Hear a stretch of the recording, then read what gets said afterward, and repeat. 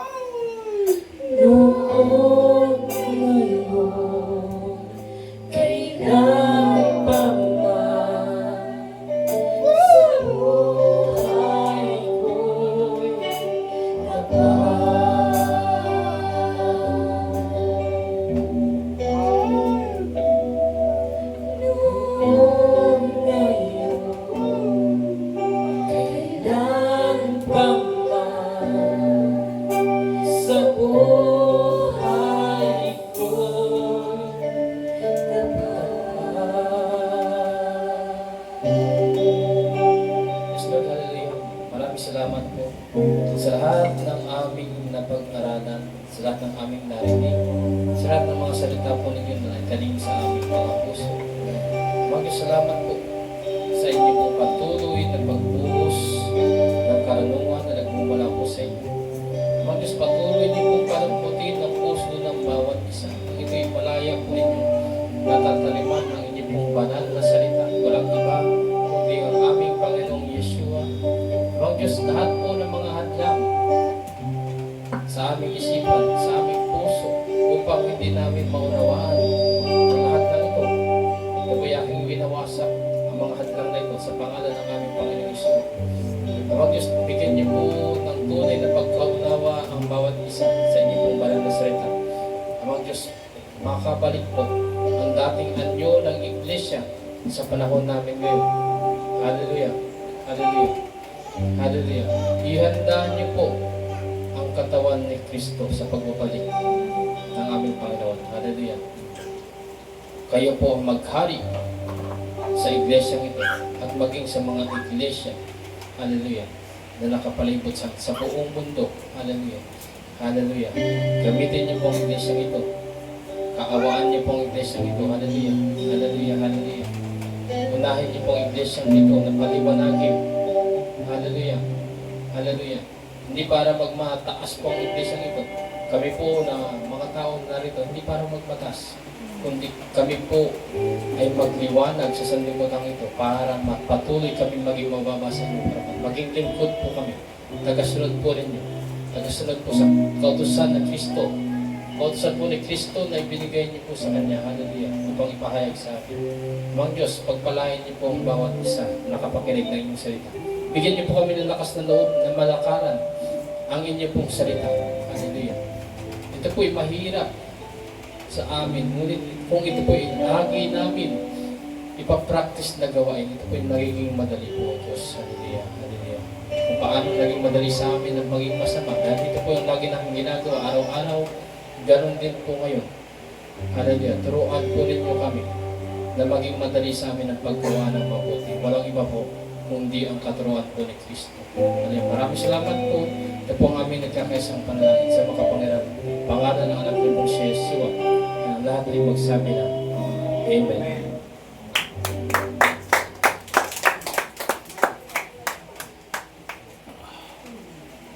Sa Diyos po ang papuri. Napakabuti po ng ating Diyos pagkat nabusog po tayo sa hain na ating pong nakain spiritual. Amen. Ngayon po mga kapatid, nandito na po tayo sa ikatatlong tagpo ng ating gawain. Puri po ang Diyos dahil muli po tayo matuturuan about po sa pagkakaloob, pagbabalik po sa ating Diyos ng kanyang mga pagpapala din na naranasan po natin. Amen. Hallelujah.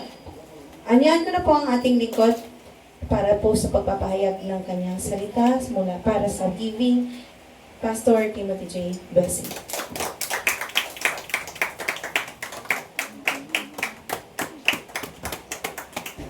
Pagpalang hapon, alam ko po na hindi tayo magugutom physical hanggang hindi po natin napupuno ang ating spiritual. Amen.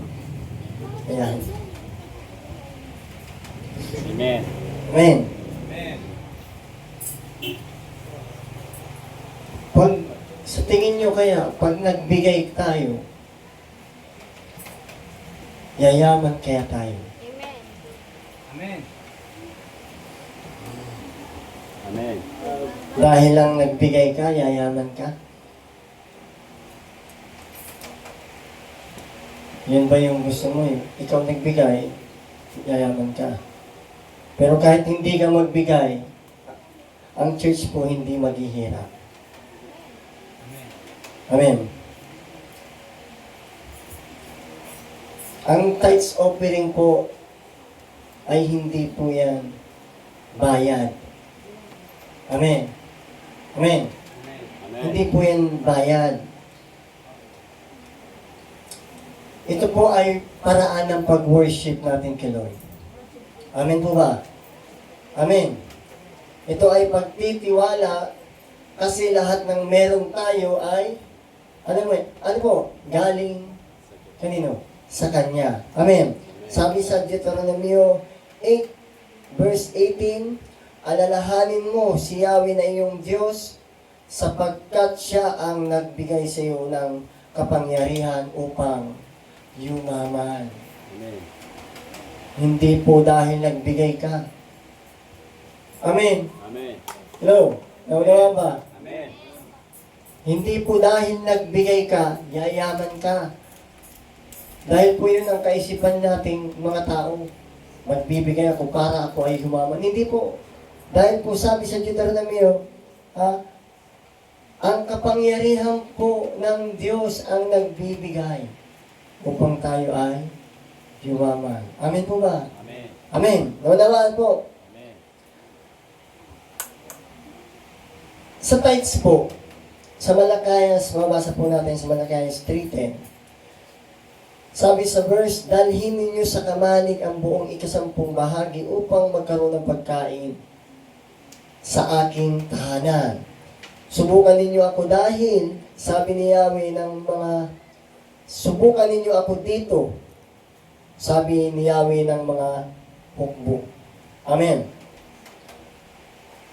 Anong sabi po? Buong ikasampu. Amen. Hindi po tira. Amen. Hindi po tira ang sinasabi. Yung buong ikasampu. Kaya dapat lagi mong sasabihin, Lord, ikaw ang una sa budget ko. Amen. Amen. Naman po. Lagi nating isipin, ilagay natin sa ating isipan at puso na laging una sa budget natin si Lord. Amen po. Hindi huli. Amen. Ano sabi sa kamalig? Ito po yung sinasabing kamalig. Ito pong church natin. Amen po. Ito pong church. Sabi po niya, subukan ninyo ako. Yun po ang sinabi niya na mababasa natin na itest mo siya. Amen. Sapagkat hindi niya po inaalok na marami nga nag-aalok, scam. Subukan ninyo ako. Sige na. Pero na-scam. Pero si Lord po, hindi niya po inaalok para tayo ay ma-scam. Amen. Sabi ni Lord, bubuksan niya. Bubuksan ko ang mga bintana ng langit at ibubuhos ko sa inyo ang pagpapala. Amen. Sa Kawikaan 3 verse 9 hanggang 10, yan. Parangalan mo si Yahweh sa iyong mga kayamanan. Sa gayon, mapupuno ang iyong mga kamali. Amen. Sa offering po, naunawaan po ba ang tithes? Amen. Amen. Sigurado po, naunawaan po ang tithes. Yan, baka kanina ang nasa isip ko. Offerings po, sabi po sa 2 Corinto 9 verse 7, bawat isa ay magbigay ayon sa pinasya ng kanyang puso, hindi mabigat sa loob o dahil sa napipilitan lang, sapagkat iniibig ng Diyos ang masayang nagbibigay. Amen. Amen. Sabi niya, ayon sa pinasya ng puso. Amen. Walang sapilitan. Hello. Amen. Walang hiya. Amen. Ikaw at si Lord lang po ang nakakaalam ng iyong puso. Amen. Hello. Amen. Masayang dapat nagbigay. Ano? Dapat hindi na kasimangot. Masaya dapat ang nagbigay. Amen. Amen po. Naunawaan po. Sa seed week po, ang mabasa po natin sa 2 Corinto 9 verse 6. Sabi po, tandaan ninyo ito. ang naghahasik ng kaunti ay aani rin ng kaunti. At ang naghahasik ng sagana ay aani rin ng sagana. Ano po? Paghahasik o seed faith, hindi ka basta nagtatapon ng pera. Naghahasik ka sa kaharian ni Lord. Ibig sabihin, may purpose. Amen po ba? Ibig sabihin, pag kaunti, kaunti rin. Pag sagana, sagana rin. Amen.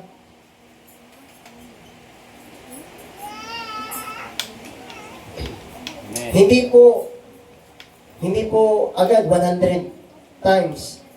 Hindi po, 100 times balik pera agad. Ang sipit po, yun po ang ani. Minsan, ang inaani mo ay peace. Kapayapaan. Amen. Protection. Yun po ang ani po na inihasik niyo pong pagtatanim. Minsan po ang aanihin nyo, yung kapayapaan, yung proteksyon na nanggagaling kay Lord. At yung open doors sa mga blessing. Amen. Ano pa po yun? Minsan po, kaluluwa. Kaligtasan po ng kaluluwa. Amen. Amen po. Naunawaan po. Wala nang kumikibo eh. Amen. Sabi po sa Lucas 6 verse 38, magbigay kayo at kayo'y bibigyan, sapagkat sa panukat na ginagamit ninyo ay susukatin din kayo. Amen. Kaya kung anong ibinigay mo, yun din. Amen. Sabi pa sa Galatia 6 verse 7, sapagkat kung ano ang ihasik ng tao, iyon din ang kanyang aanihin. Amen po. Yan po. Sana po, meron po tayong natutunan sa sa tithes, ang ika po, kung saan po magagamit yan, kung saan, para saan. At ang offering po, sana po naunawaan na mas mataas po yan sa tithes. Amen. Kasi po, kailangan po, mas kailangan nga dapat na dagdagan sa offering. Amen. Kasi wala nang itinalagang limit. May na. Pero sabi nga doon, sa pagpapasya ng puso. Amen. Amen po ba? Glory to God po. Yan lang po.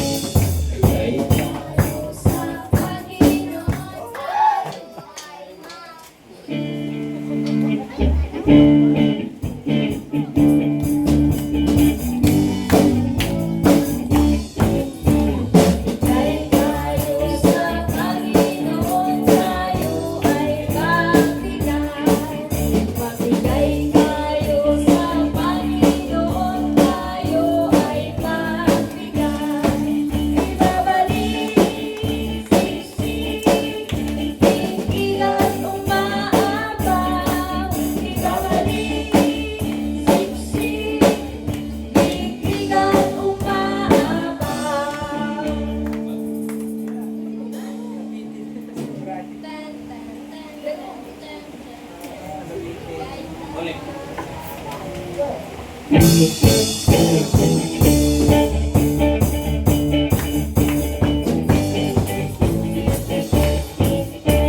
Bigay tayo sa Panginoon, tayo ay magbigay.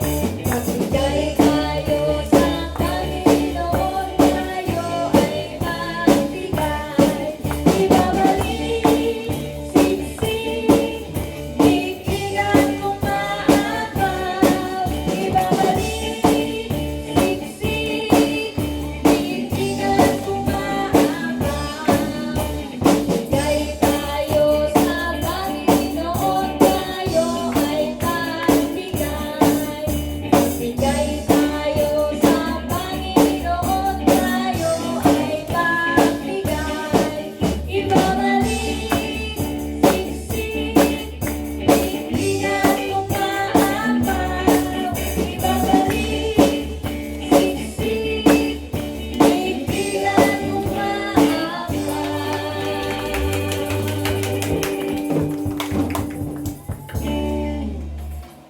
Sige, bless po natin. Amang Diyos na pala, nakita sa lahat, maraming salamat po sa mga ikupot handog ng inyo pong mga lingkod, ng inyo pong mga anak. Amang Diyos, kayo po ang nakasiyasat ng puso at isip ng isang tao. Amang Diyos, ibigay niyo po sa Kanya ang nararapat na gantimpala niya. Hallelujah, sa mundong ito. Bigay niyo po pagkapala na hindi po ikasasama ng Kanyang pananampalataya. Amang Diyos, mas mainam po ang pagpapala spiritual kaysa mga pagpapala material. Kung ang pamaterial na ito magiging dahilan ng pagtalikod, namang Diyos, huwag na lamang po. Mas mainam po na bigyan niyo po ng pagpapalang spiritual ang mga taong ito at susunod po ang pagpapalang material. Maraming salamat po. Ito po ang aming nagkakaisang panalangin sa makapangyarihang pangalan ng anak kong si Jesus, ang aming Panginoon at tagapagligtas. Amen. Sige.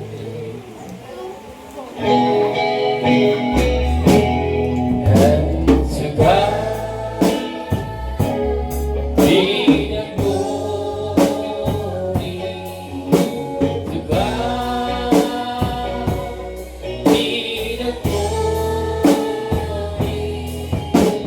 To God be the glory for the things He has done.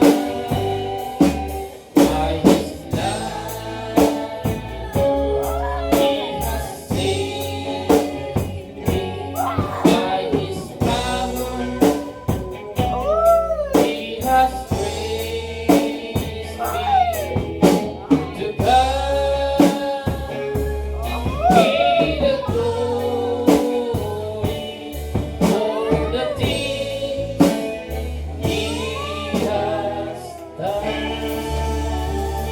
Taas po natin ang dalawa nating kamay at tagapin po ninyo ang pagkabala na galing po sa inyo.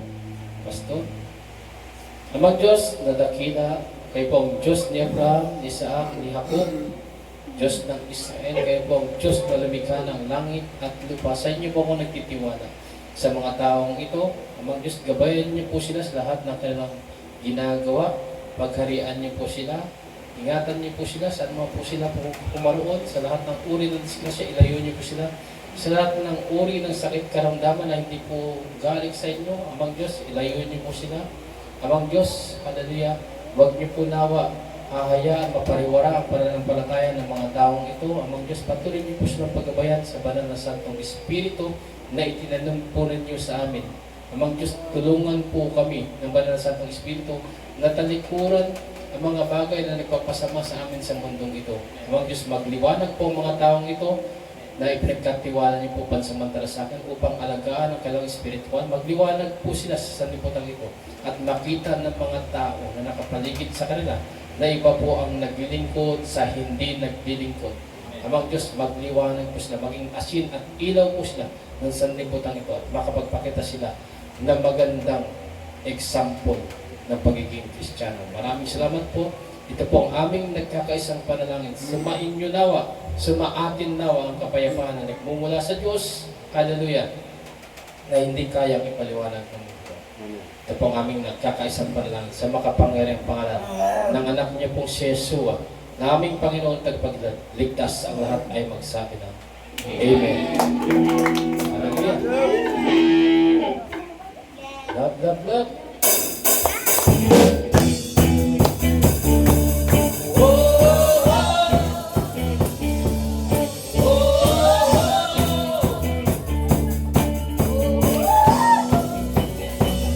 Tayo ay magkamayan at babalian. Sama-sama tayo magpuri sa Kanya.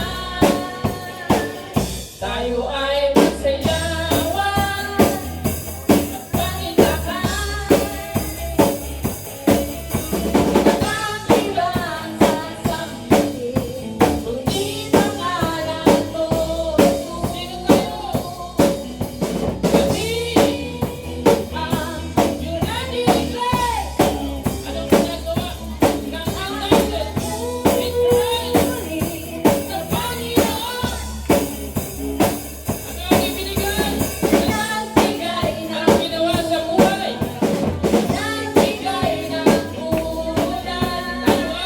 Tayo ay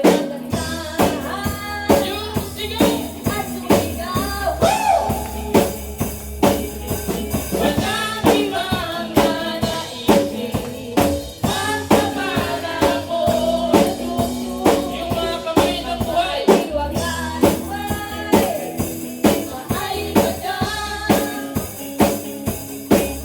Tayong lahat sabay-sabay dakilain siya. Sino tayo? Kami ang United Grace. Magpupuri sa Panginoon.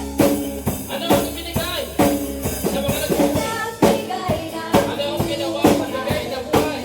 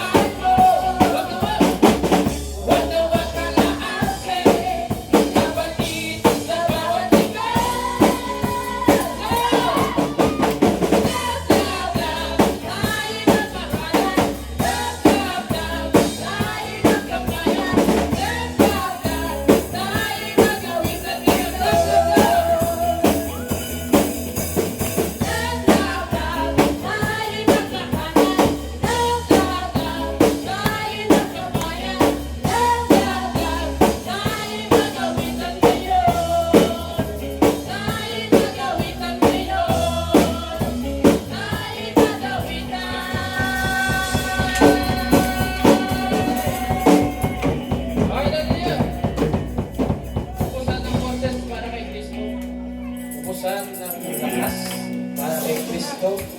Hallelujah. Di po tayo nagpe-perform sa tao. Hindi tayo po ay nagpe-perform sa Diyos. Kaya sinisikap natin na magandang boses, magandang pagtugtog ng gitara, magandang bass, magandang drum, magandang mga sayaw ninyo na mga nandyan sa baba. Amen. Sinisikap po natin na magandang perform natin sa Diyos, hindi sa tao. Amen po ba? Mag-perform po tayo sa Diyos, kaya dapat maganda. Amen po ba? At lalo pa nating pagagandahin. Amen po ba? Yan po ang United in Christ. Lalo nating pagagandahin ng pagagandahin ng pagagandahin. Kasi hindi po tayo sa tao nag-perform, kundi sa Diyos. Ubusan ng boses para kay Kristo. Amen po ba? Ubusan ng boses para kay Kristo. ang boses po natin para sa Kanya. Lalo ngayong araw na ito na tayo nagtipon, pakita natin na ang Diyos natin ay buhay sa pamamagitan ng buhay nating boses. Amen. Pakita natin, buhay ba yung boses natin? Amen! Ayan, humingi tayo. Kaya, itodo natin, ikaw po ba? Kahit wala kang mic, todo mo. Amen. Amen po ba?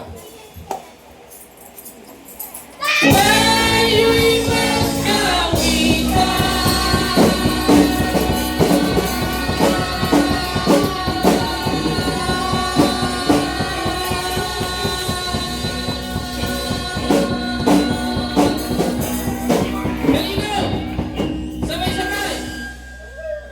Sa Kanya!